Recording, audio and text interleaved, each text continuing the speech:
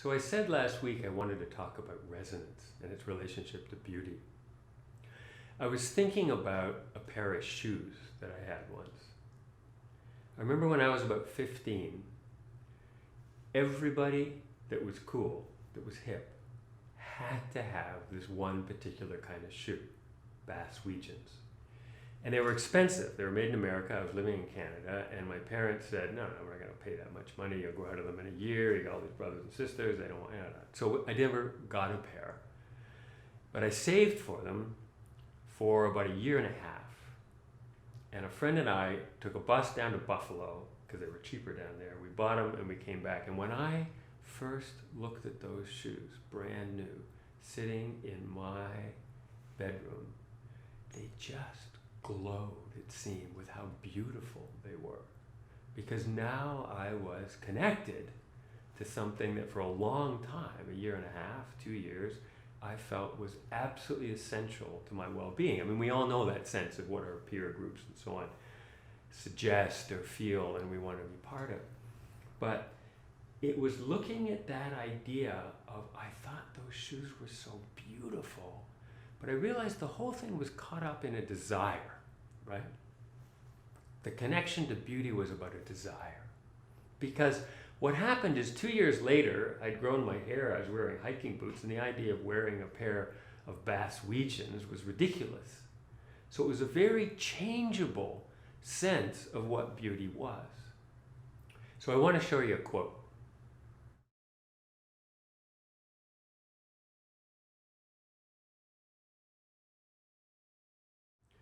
Now this quote apparently was written by Shackleton, looking for people to go on his Antarctic expedition in 1913, and it was put in the Times, just that long. And you look at it and you read it, like, poof, probably didn't get very many takers. 5,000 people responded to that ad. And it tells you something about our need for adventure, our need to connect to something that is really meaningful, that often our lives maybe feel we aren't quite participating entirely. Now, as it happens, all of Shackleton's company returned home. Not one died. Although under the circumstances, they all very well could have died because the whole thing was a disaster. It just fell apart. But I was thinking about that again, in terms of the idea of connecting to something that has depth, that has meaning. I'm often thinking now, the idea of the search for beauty is a somewhat limiting way of looking at the thing that I'm actually thinking about, which might be about meaning. What is real meaning? And the other day, I was sitting out in front of our house. It was evening light. I live in Los Angeles. Beautiful, golden evening light.